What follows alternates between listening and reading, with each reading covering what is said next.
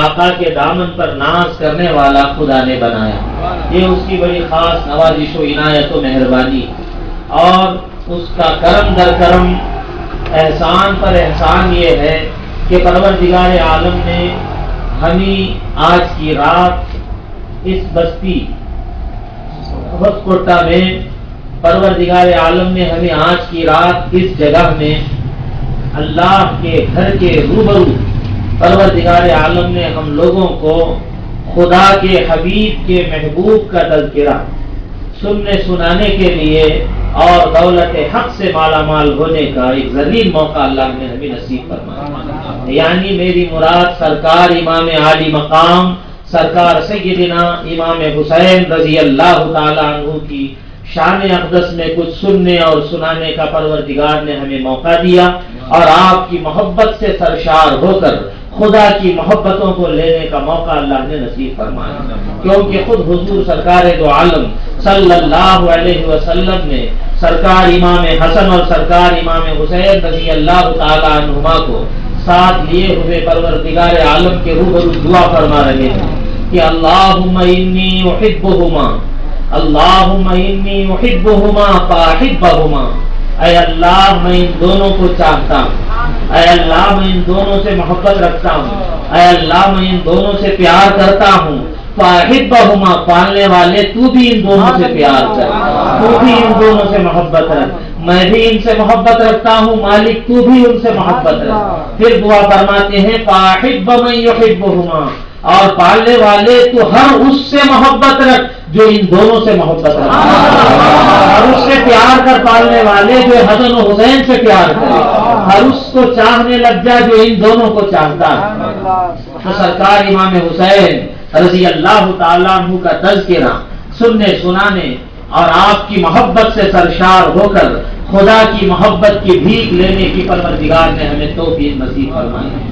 ویسے یہ محرم الحرام کا مہینہ ہے، ہجرت کے اعتبار سے اسلامی نیا سال ہے.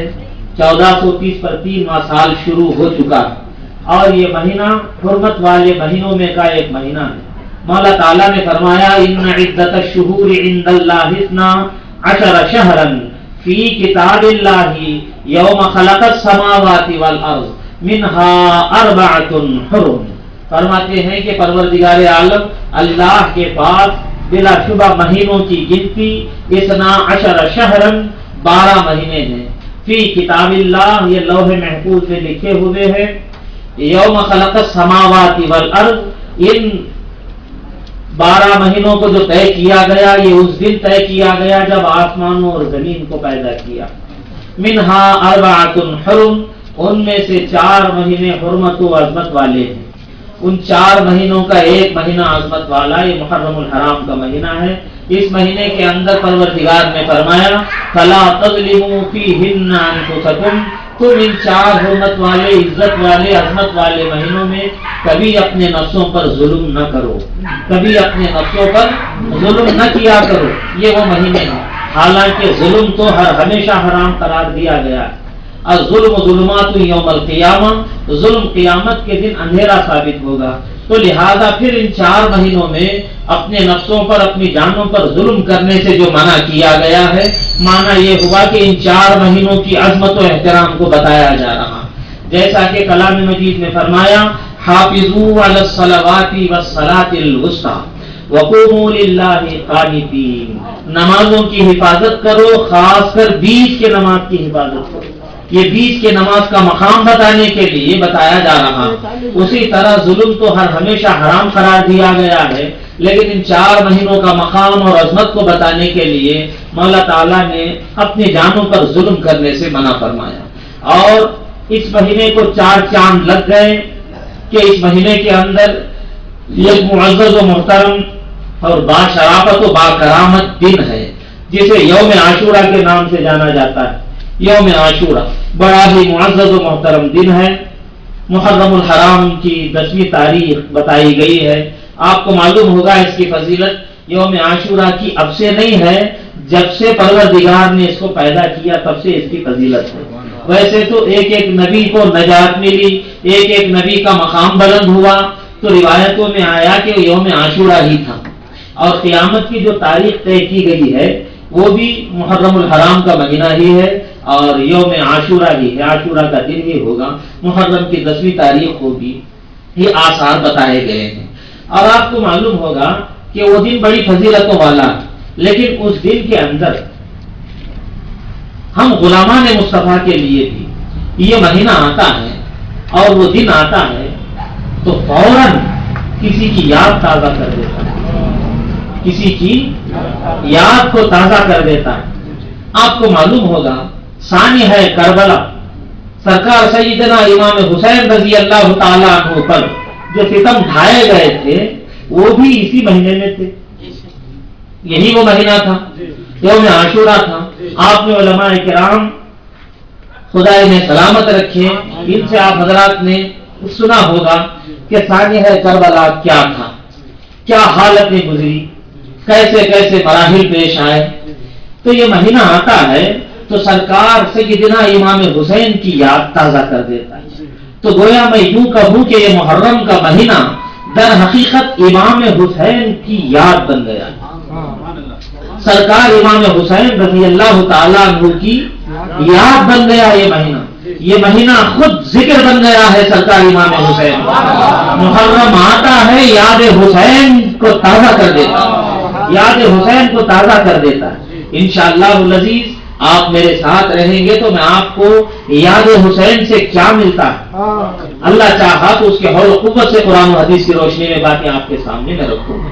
اور ہم کیوں سرکار امام حسین کا تذکرہ کریں، ہم کیوں یاد حسین منائیں، سرکار سیدنا امام حسین کی یاد کو ہم کیوں تازہ کریں، اس سے کیا فائدے ہیں؟ میں آپ کو بولوں کہ سرکار دو عالم صلی اللہ علیہ وسلم نے سرکار امام حسن اور سرکار امام حسین رضی اللہ تعالی عنہما کو جنتی نوجوانوں کا سردار فرمایا، سیدہ شباب اہل الجنہ، جنت والے نوجوانوں کے آپ کیا ہیں؟ سردار ہیں۔ تو گویا دونوں جنتی دولہا ہیں، جنتی سردار ہیں۔ ان کا تذکرہ ہم کیوں کریں؟ بات صاف ہے، جو جنت کو جانا چاہے وہ اپنے سردار کا ضرور تذکرہ کرے، جو جنتی ہے وہ کبھی اپنے سرداروں کو نہیں بھولے گا، جو دوزخی ہے وہ ان کو سروکار نہیں ہے سرکار امام حسن و حسین سے۔ دیوانگان حسن و حسین، دیوانگان اہل بیت، دیوانگان مصطفیٰ یہاں جو جمع ہوئے ہیں، در حقیقت یہ مجمع ہی بتا رہا ہے کہ یہ سب جنت کو جانے والے ہیں، کیونکہ ہمارے سردار کی تعریف سن رہے ہیں، سنا رہے ہیں، جنتی سردار کی تعریف ہو رہی ہے۔ جنت والوں کا کام ہی یہی ہے کہ اپنے سرداروں کی تعریف کرتے جائیں، اپنے سرداروں کی تعریف سنتے جائیں۔ تو لہذا سرکار سیدنا امام حسن اور سرکار سیدنا امام حسین رضی اللہ تعالی عنہما کو حضور سرکار دو عالم صلی اللہ علیہ وسلم نے جنتی سردار فرمایا۔ ویسے تو عشرہ مبشرہ ہیں، 10 وہ صحابہ کرام رضوان اللہ تعالی علیہ مجمعین ہیں جنہیں حضور سرکار دو عالم صلی اللہ علیہ وسلم نے دنیا ہی میں جنت کی بشارت عطا فرمائی۔ ان 10 میں یہ 2 نہیں ہیں، وہ عشرہ مبشرہ میں یہ 2 نہیں ہیں، اور بضعت رسول اللہ سیدۃ النساء فاطمہ الزہرا رضی اللہ تعالی عنہ، یہ بھی جنت کی عورتوں کی سردار بتایا گیا، یہ بھی عشرہ مبشرہ میں سے نہیں ہے۔ ہاں ہمارا ایمان ہے کہ عشرہ مبشرہ جن کی بشارت سرکار دو عالم صلی اللہ علیہ وسلم نے دنیا میں جنت کی بشارت دی ہے وہ بے شک جنتی ہیں، کیونکہ نبی اپنی خواہش سے اپنی بات نہیں بولتا ہے، وَمَا يَنْطِقُ عَنِ الْهَوَىٰ إِنْ هُوَ إِلَّا وَحْيٌ يُوحَىٰ، نبی کبھی اپنی خواہش سے بولتا نہیں، وہ جو بھی کہتا ہے اس پر وحی کی تو معلوم ہوا سرکار دو عالم صلی اللہ علیہ وسلم کی زبان ہے مولا تعالیٰ کا بیان، بیان خدا کا ہے۔ نعرہ تکبیر، نعرہ رسالت، نعرہ رسالت، سبحان اللہ۔ زبان مصطفیٰ کی، بیان خدا کا، وَمَا يَنْطِقُ عَنِ الْهَوَىٰ إِنْ هُوَ إِلَّا وَحْيٌ يُوحَىٰ قُلْ إِنْ أَتَّبِعُ إِلَّا مَا يُوحَىٰ إِلَيَّ مِن رَّبِّي، کہہ دیجئے مصطفیٰ جو میرے رب کے طرف سے وحی کی جاتی ہے صرف میں اسی کو فالو کرتا ہوں۔ جو میرے رب کے طرف سے وحی کی جاتی ہے صرف میں اسی کو فالو کرتا ہوں، اسی کے پیچھے چلتا ہوں، وحی کے بغیر میں کچھ بولتا ہی نہیں۔ عشرہ مبشرہ آقا دو جہاں سرکار دو عالم صلی اللہ علیہ وسلم کی زبان اقدس سے مولا تعالیٰ کا بیان ہے۔ اور آپ کو معلوم ہوگا یہ زبان دو قسم کی ہے، سب سے اچھی چیز بھی اگر ہے تو زبان، اور سب سے بری چیز بھی اگر ہے تو زبان ہے۔ یہ سچ بولنے لگے تو اس سے اچھی کوئی چیز نہیں، اور یہ جھوٹ بولنے لگے تو اس سے بری چیز کوئی نہیں ہے۔ یہ تو کھلی ہوئی بات ہے۔ تو جب یہاں تک بات سمجھ میں آئی، آقا دو جہاں سرکار دو عالم صلی اللہ علیہ وسلم کو بھی مولا تعالیٰ نے زبان عطا فرمائی، لیکن آپ کی زبان کے اندر کوئی شک نہ کرے کہ پلٹے تو صحیح ہو، پلٹے تو کہیں جھوٹ نہ ہو جائے، اس لیے مولا تعالیٰ نے آپ کی زبان اقدس سے قرآن کو بھی رکھ دیا، حدیث کو بھی رکھ دیا۔ پلٹتی ہے زبان تو قرآن، پلٹتی ہے تو حدیث۔ زبان پلٹتی تو قرآن بولتے ہیں، زبان پلٹتی تو حدیث پیش ہوتی ہے۔ صادق و امین کی زبان ہے کہ کبھی جھوٹ بولتے نہیں۔ تو بہرحال عشرہ مبشرہ رضوان اللہ تعالی علیہم اجمعین، وہ 10 صحابہ کرام جن کو دنیا ہی میں جنت کی بشارت دے دی گئی، ان میں یہ نہیں ہے۔ تو معلوم ہوا ان کے علاوہ بھی اور بہت سے ہیں جن کو حضور سرکار دو عالم صلی اللہ علیہ وسلم نے جنت کی بشارت عطا فرمائی۔ تو عرض کر رہا تھا ان کا تذکرہ ہم کیوں کریں؟ اس لیے کہ وہ ہمارے سرداروں میں سے ہیں، وہ ہمارے سردار ہیں۔ سردار کا ذکر غلام نہیں کرے گا تو اور کون کرے گا؟ اور سب سے بڑی دولت یہ ہے کہ ان کی محبت میں خدا کی محبت ملتی ہے، ان سے پیار کرنے میں خدا پیار کرنے لگتا ہے۔ اس سے بڑی دولت ہمیں کیا ہو، اس سے بڑا احسان ہمیں کیا ہو کہ مولا کی محبت ہمیں ملتی ہے، اللہ کی چاہت ہمیں ملتی ہے۔ خدا کی چاہت ملتی تو کیا ہوتا آپ کو معلوم ہے میرے بھائی؟ اللہ اللہ فرمایا، حدیث قدسی میں آیا کہ جب میں کسی بندے کو چاہنے لگ جاتا ہوں، کسی بندے سے پیار کرنے لگ جاتا ہوں، تو فرمایا کہ کنت سمعہ الذی یسمع بہ، میں اس کے کان بن جاتا ہوں جس سے وہ سنتا ہے، وکنت بصرہ الذی یبصر بہ، میں اس کی آنکھ بن جاتا ہوں جس سے وہ دیکھتا ہے، وکنت یدہ التی یبطش بہا، میں اس کے ہاتھ بن جاتا ہوں جس سے وہ پکڑتا ہے، وکنت رجلہ التی یمشی بہا، میں اس کے پیر بن جاتا ہوں جس سے وہ چلتا ہے۔ حدیث قدسی ہے، مانا کیا کہ خدا ہاتھ بن جاتا، پیر بن جاتا، بن کر کرتا کیا ہے؟ بتایا جا رہا ہے کہ ہم جس سے محبت کرتے ہیں اس کے کان بن جاتے ہیں، کہ ماننے یہ ہے کہ اس کے کانوں کو گناہوں سے بچا لیتا ہوں، گناہوں سے بچا لیتا ہوں، اس کی زبان کو گناہوں سے بچا لیتا ہوں، اس کے ہاتھ کو گناہوں سے بچا لیتا ہوں، اس کے پیروں کو گناہوں سے بچا لیتا ہوں۔ اسی بات سے ہمارا عقیدہ ہے کہ انبیاء معصوم ہوتے ہیں، اولیاء محفوظ ہوتے ہیں، خدا ان کی حفاظت کرتا ہے، خدا ان کی حفاظت، خدا جن کو چاہنے لگ جاتا ہے کیا ہوتا ہے؟ دیکھیں آپ حضرات کہ خدا ان کو گناہوں سے بچا لیتا ہے، اور وہ باتیں سناتا ہے جو اور سنتے نہیں، وہ دکھاتا ہے جو اور دیکھتے نہیں، وہ کہلواتا ہے جو اور کہتے نہیں، وہ دیتا ہے جو اوروں کو ملتا نہیں، وہاں لے جاتا ہے جہاں تک دوسروں کو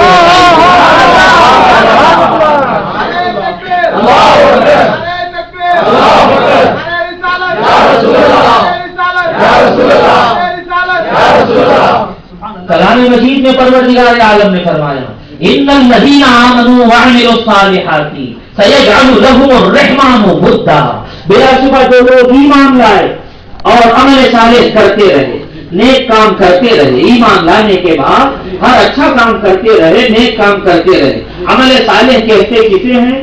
ہر وہ کام جو اس کی رضا کے لیے کیا جائے وہ عمل صالح، ہر وہ کام جو خدا کی رضا کی خاطر کیا جائے وہ عمل صالح ہے، چاہے وہ ذرہ برابر بھی کیوں نہ ہو، ذرہ برابر بھی کیوں نہ ہو۔ فرمایا فَمَن يَعْمَلْ مِثْقَالَ ذَرَّةٍ خَيْرًا يَرَهُ، جو کوئی ذرے کے برابر بھی خیر کرے گا قیامت میں وہ دیکھ لے گا۔ وَمَن يَعْمَلْ مِثْقَالَ ذَرَّةٍ شَرًّا يَرَهُ، جو ذرے کے برابر بھی شر کرے گا، برا کرے گا، وہ بھی قیامت میں دیکھ لے گا۔ یعنی یہ آیتیں ہمیں کیا سبق دے رہی ہیں؟ کسی نیکی کو بھی معمولی سمجھ کر نہیں چھوڑنا چاہیے، اور کسی گناہ کو بھی معمولی سمجھ کر کرنا نہیں چاہیے۔ یہ تو نفل کام ہے نا، یہ تو کیا ہے، یہ نوافل میں سے ہے نا۔ بولے مولا تعالیٰ نے فرمایا لوگوں کے پاس اس کے قدر رہے نہ رہے، ہمارے پاس اس کے چاہے وہ ذرے کے برابر بھی نہیں کام کیوں نہ رہے، قرآن مجید سنا رہا ہوں میں آپ کو۔ تو عرض کر رہا تھا اللہ کی محبت ملتی